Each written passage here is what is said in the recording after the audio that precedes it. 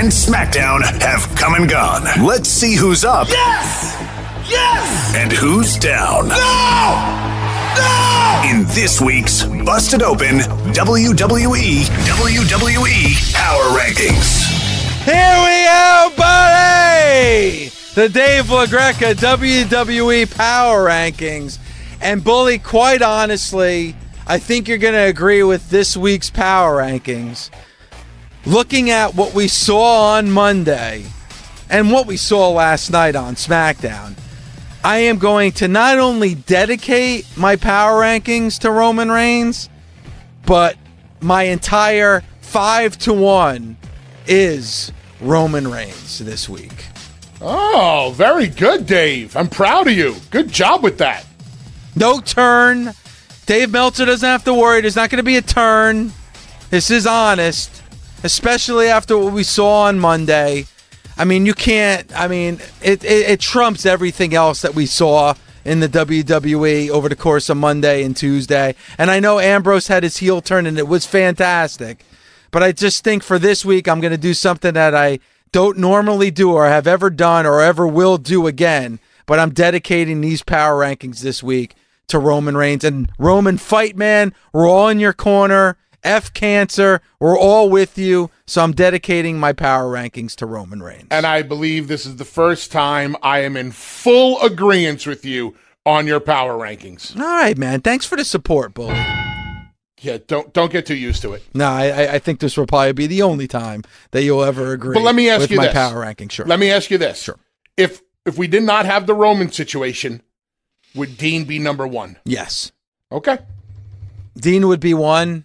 You probably have to give a little love to Elias as well. Maybe some love to Randy Orton, as we always seem to do.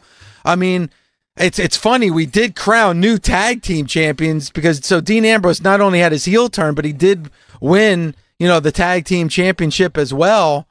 So a lot going on, man, in the WWE. 2 big events coming up over the next week and a half as well, and we're not too far away from Survivor Series. So the WWE is definitely heating up, and I'm wondering this, Bully.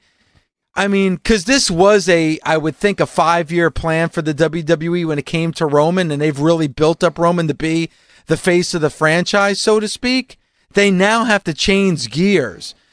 Do you think the WWE will have a quote-unquote face of the franchise, or do we already have that right now with Ronda Rousey?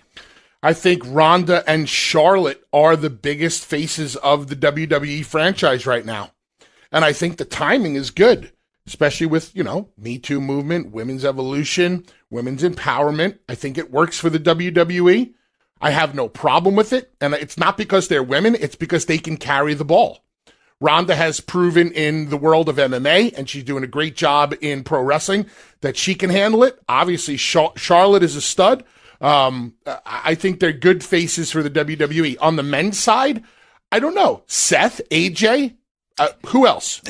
You know what? And we didn't get a chance to talk about it when we talked about SmackDown earlier.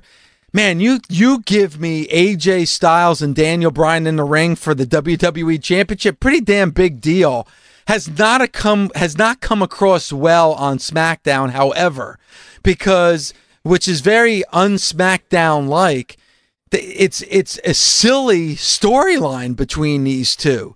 To me, this build-up towards their match should all be about Daniel Bryan's return, going up against probably the best wrestler in the WWE and AJ Styles, and in hopes of Daniel Bryan recapturing this WWE Championship. Instead, they put him in tag matches and about their chemistry not being together and who's lying and who's not lying. Not a good sales job when you have 2 of the best in the ring going up against each other at Crown Jewel. How many times have we seen the WWE do the matches where the 2 guys who are going to be wrestling for the championship have to coexist as tag partners? Oh, my God. I mean, we've been there, done that so many times. It's lazy. It really is. They're good wins for the Usos. Yeah. Right? I guess they're benefiting from it. I guess, but is it about the Usos, or is it about the convoluted chemistry between AJ and Daniel Bryan? Story A is convoluted chemistry. Story B is good win for the Usos. Okay. That's it. So, it's a classic example of the Usos go over and AJ and Daniel Bryan have the opportunity to get over, but it doesn't sound like they're getting over with this story in your eyes. And no, and Bully, it's so lazy. I mean, come on. You have Daniel Bryan and AJ Styles in a match, and this is the storyline that you came up with?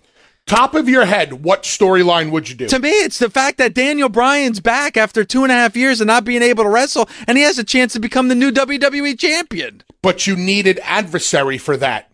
You need the opposite. You need evil for that. All right, then maybe this is a matchup that shouldn't be taking place right now then. To me, this should be about the spirit of the fight. The story here is we have come from the same place. We traveled separate paths, and we wound up back together. I thought I was the best wrestler in the world. You thought you were the best wrestler in the world. Let's see who the best wrestler in the world is. Yep. Now, I know to Vince McMahon, the story of being the best wrestler is not entertaining, but it is on SmackDown where you can get away with it. And if any two guys should just be left all alone and be allowed to wrestle, it's AJ Styles and Daniel Bryan. And you know what? It goes back to the conversation that you and I had on Monday, Bully, and that we said that Fox wants SmackDown to have more of a sporting feel to it than entertainment. God, what a way to set a foundation for what's going to happen in October of 2019 than having the two best wrestlers, or possibly the two best wrestlers in the company, facing off for the WWE Championship. You could set the foundation with these two. I could sit back and watch AJ versus Daniel Bryan all day long. Yep. I mean, think of the match, or the match that most people are hoping to see. And again, you have all these storylines of jealousy and friendships broken. Like, why not, Bully? Why not have one story that's the spirit of the fight? Two guys that are respected. There's no hate between. They like each other, but they both want that WWE Championship. Why can't you have a competitive feel to a storyline, especially when you're dealing with two guys like AJ Styles and Daniel Bryan? Because it's not entertaining. Well, that's the kind of the Vince mentality, or the WWE mentality. I'm sure that there are many people within WWE who do not feel the same.